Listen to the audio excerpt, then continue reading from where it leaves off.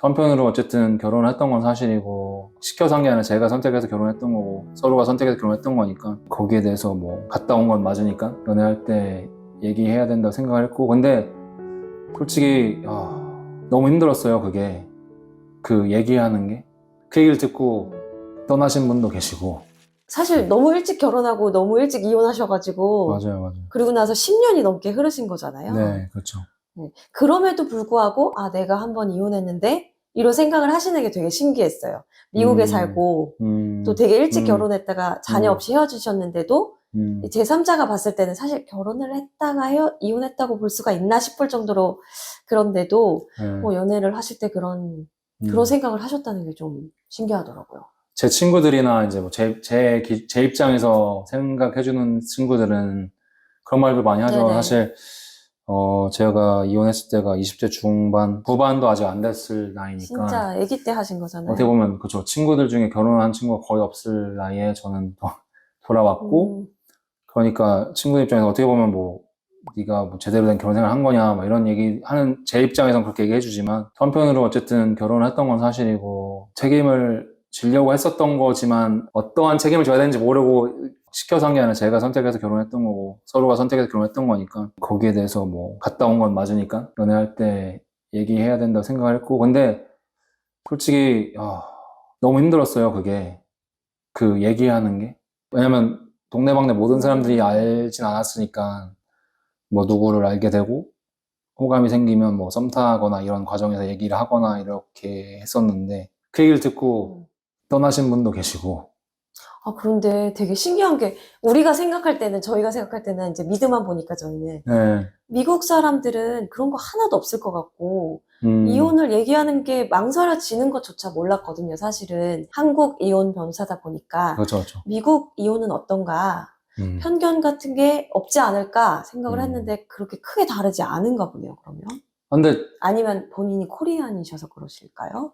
제가 그렇죠. 제가 만났던 분들이 한국 한국인이다 분들이라서 보니까 아무래도 그랬던 것 같고 미국 분들 중에서도 뭐 그런 이혼에 대해서 보수적으로 생각하시는 분들도 당연히 있어요. 계시겠지만 전반적으로는 당연히 훨씬 오픈 마인드 되어 있는 것 같고 근데 사실 아까도 잠깐 얘기했지만 제 생각에 미국 분들이 더 괜찮을 수 있는 이유, 뭐 쿨할 수 있는 이유는 미국에서 나서 자라신 분들 얘기할 때 뭐 20대, 30대, 40대, 50대, 60대, 70대까지도 어릴 때부터 주변 가족이나 뭐 친구들 중에 이혼을 경험하는 사람이 있었던 걸 봤고 뭐 그들의 상처나 뭐 아픔을 봤을 수도 있고 아니면 이혼한 뒤에 열심히 잘 살아가는 모습들을 봤을 수도 있고 그래서 그런 게 어떻게 보면 part of life라고 생각할 수 있을 것 같은데 인생의 일부라고 생각할 수 있을 것 같은데 한국에선 사실 어떻게 보면 또 이혼에 대해서 편하게 아직도 뭐 못하시는 분들도 많을 거고 사회에서 뭐 이혼했다는 얘기를 꺼내기가 되게 조심스러웠던 게 불과 뭐 10년, 15년 전만 해도 그랬잖아요. 그렇죠. 주변에서 이런 경우가 많지도 않았을 뿐더러 주변에 이런 경우가 있어도 거기에 대해서 되게 쉬쉬하는 모습들을 보면서 자란 사람들이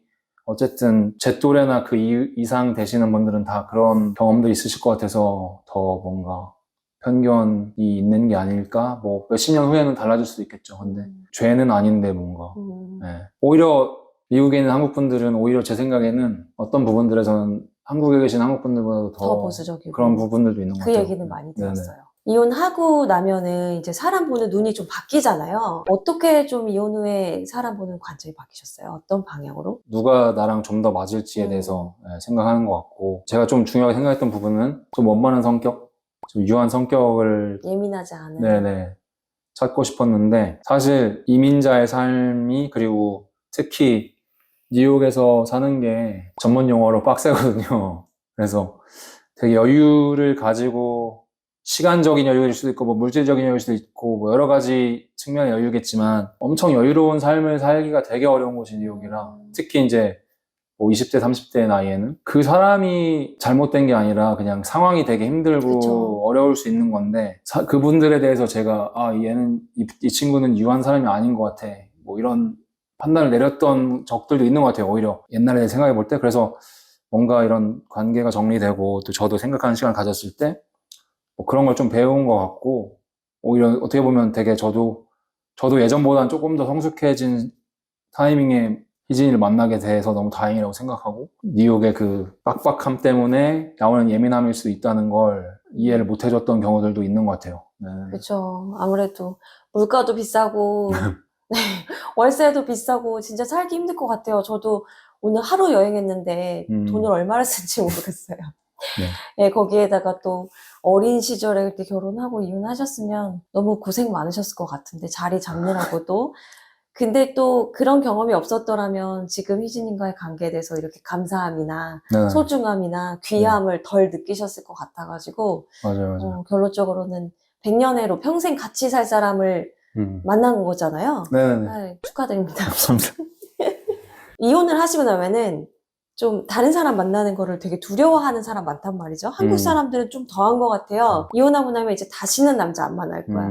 다시는 여자 안 만날 거야 이러시는데 그런 분들한테 한 말씀 해주셨으면 좋겠어요. 또 이혼할 게 두려워서 또는 관계가 두려워서 그냥 이혼 후에 사람을 안 만나는 것에 대해서 어떻게 생각을 하시는지. 네네. 지금 생각난 게 네. 질문하시는데 돌싱글즈 프로그램 보신 분들이 하시는 말씀 중에 되게 와닿았다고 했던 게 희진이 어머니께서 저희 화성에서 있을 때 그 점심 먹으러 오셨잖아요. 그때 희진이한테 하셨던 말씀 중에 절대로 옛날 것과 지금 새로운 관계를 연결시키지 않았으면 좋겠다라고 되게 이제 딸 생각하시는 마음으로 약간 울먹거리시면서 말씀하셨었는데 제가 생각해도 옛날 것과 앞으로의 것을 연결시키지 않았으면 좋겠고 용기를 가졌으면 좋겠고 다만 이제 옛날 거에서 만약에 상대방이 뭘 잘못했고 이런 거에 대해 생각하는 것보다는 정말 그 사람이 많은 잘못을 한 거면 명백한 잘못한 거면 당연히 그렇겠지만 그런 경우는 아니었기 때문에 내가 뭘 더 잘할 수 있을까 내가 부족했던 부분은 무엇일까라는 거를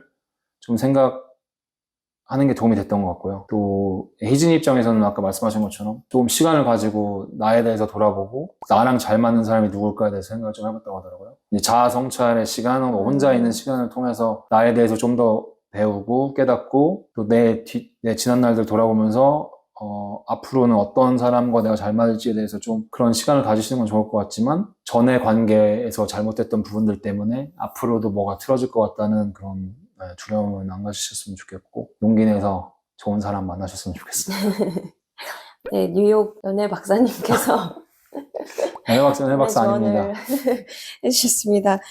이제 팬분들이 굉장히 많으시잖아요.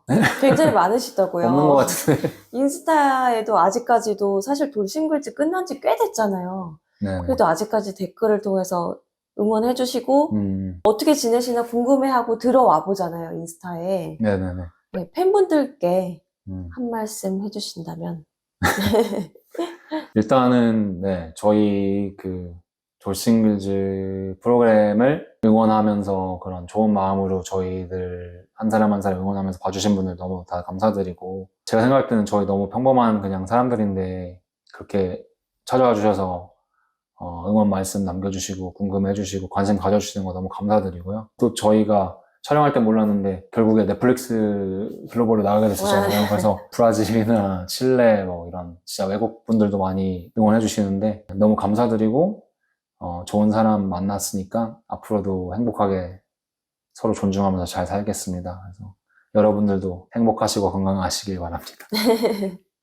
그러면 혹시 이제 희진님께서 네네. 잘하고 있나 궁금해 하시면서 기다리고 계실 텐데 희진님께 영상 편지 한 말씀 부탁드리겠습니다. 영상 편지요? 네.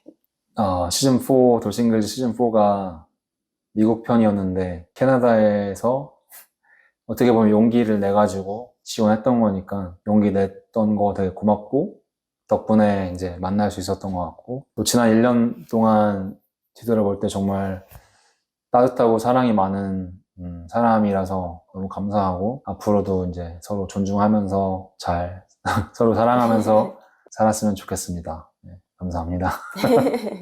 영상 봐주셔서 감사하고 앞으로도 저랑 희진이 그리고 제롬 형과 베니타 또 같이 출연했던 저희 친구분들 다 응원 많이 해주시고 또 최윤아 변호사님의 슈필라움 많이 사랑해주세요. 감사합니다. 조태 구할 부탁드립니다. 감사합니다. 네, 오늘 인터뷰 여기까지 하고 제가 진짜 지구 반대편까지 날아와서 이렇게 인터뷰를 할 수 있어서 너무 감사하고 정말 출연해 아니요. 주셔서 너무너무 작은 채널인데 와주신다고 해서 진짜 너무 감사드리고요. 오늘 시청해 주신 여러분들 너무 감사드리고 네, 오늘 여기서 마치겠습니다. 감사합니다. 네, 감사합니다. 안녕히 계세요.